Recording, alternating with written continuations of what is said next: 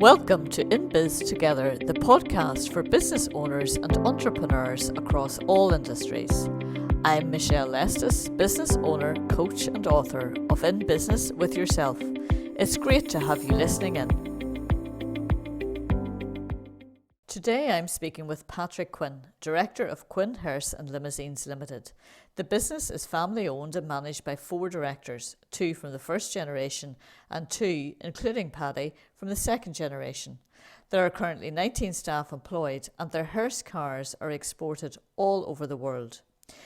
As you know from my book and much of my work, the Descendant is one of the key business identities I focus on. Like Paddy, these are second generation business leaders with unique challenges to face.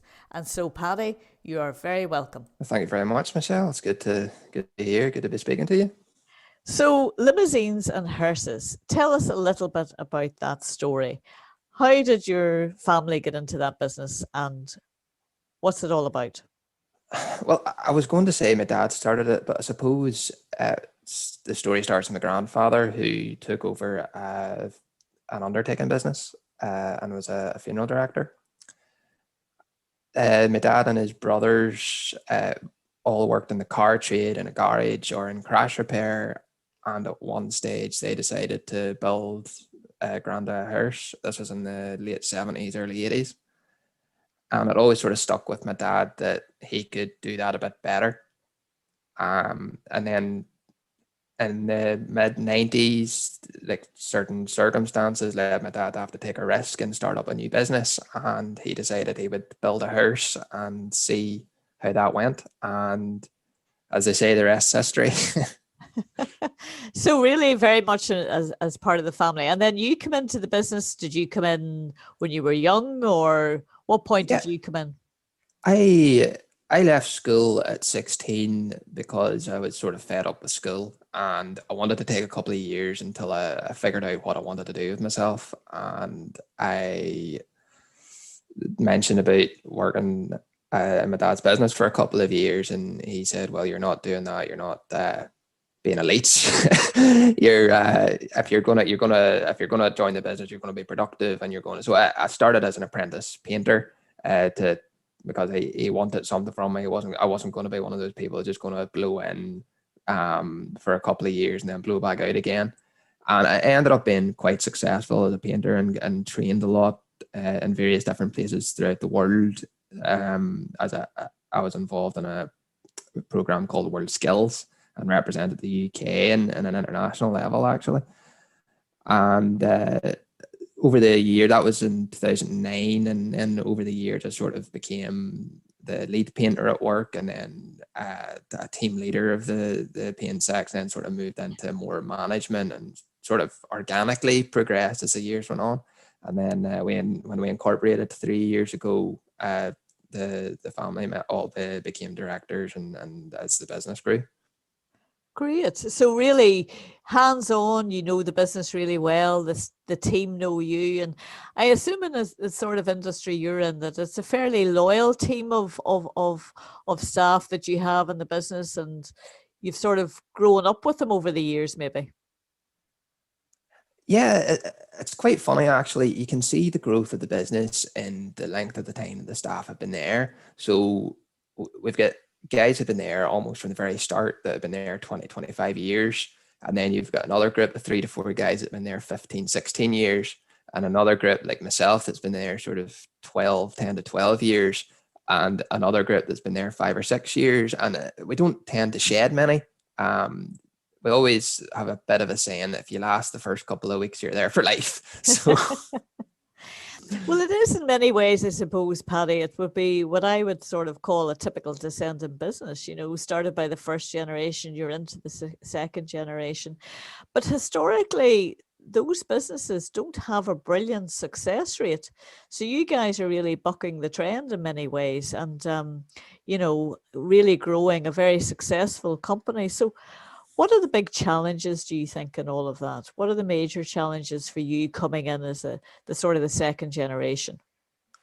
Well, I think being very honest here, sometimes the family dynamic comes into the business where the lines sometimes get blurred between, like, say, the sibling relationship or the parent-child relationship, and sometimes that can bleed through into your working day. It's not necessarily a bad thing. Like, when you say that, people think of rows and fights, but I'll give an example. Last month we had a directors meeting that get derailed because we were chatting about a neighbor. Again, everybody knew them, and it was just a family around the table chatting about one of the neighbors for about 25 minutes, and then we realized, oh, we're going to run out of time here. So it's things like that that Yes. sometimes can make it difficult to communicate, and the way we've tended to get around that is to try and give it a bit of structure, so that any meetings we have has preset agendas, and that we make sure and follow through those things. And we've also looked to get a bit of independent advice and outside help from yourself, of course, and also from other advisors in the past few years, and that's been invaluable.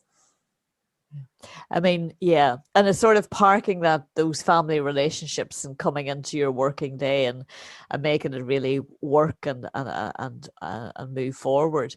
And great to also see that you're sort of thinking about that sort of introduction of different types of thinking as you go along and you grow, and that's a really positive thing, and will help you to succeed, I suppose, in the longer term. So, I mean, it's still it's a market that's an interesting market. Is it a market that where you see a lot of future in terms of the business? I mean, where do you see the future for the business? Well, our current market is very much island of Ireland, both sides of the border, which has obviously met some challenges with Brexit and all of the everything surrounding that. Don't get me wrong, we've sold vehicles in GB and beyond that as well. We've sold into Jamaica and Ghana, Nigeria, and Sri Lanka. Oh, wow. Yeah, believe it or not. But And do you export then to those countries?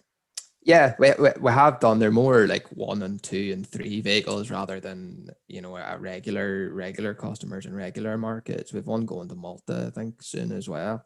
But are very much what we'd call our bread and butter would be in the island of Ireland, because that's quite a distinct market from the rest of GB. It's generally small independent funeral directors, family businesses like ourselves, often second and third generation family businesses too.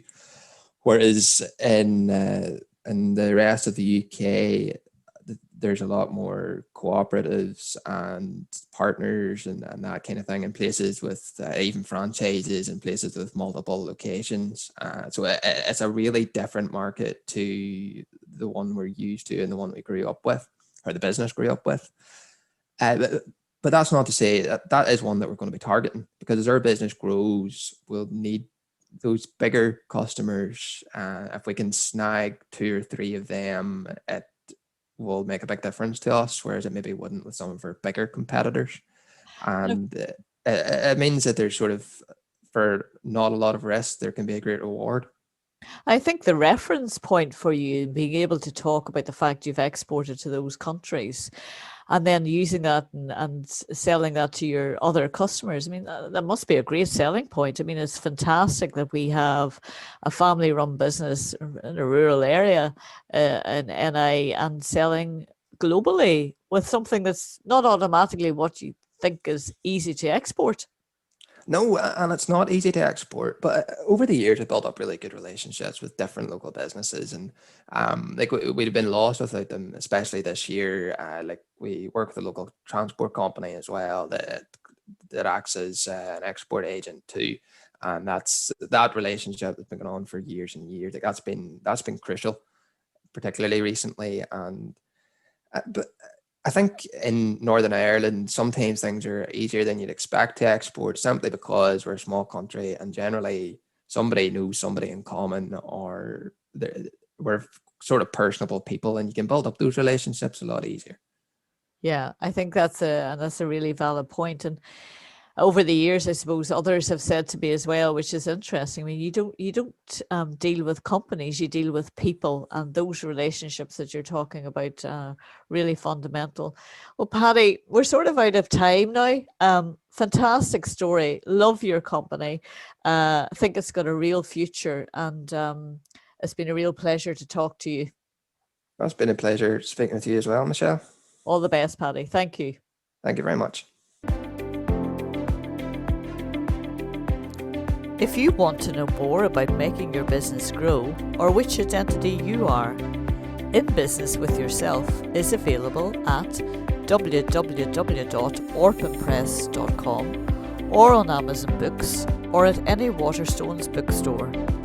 You can also contact me directly at www.michellelestas.com. I'm Michelle Lestas. Thank you for listening in.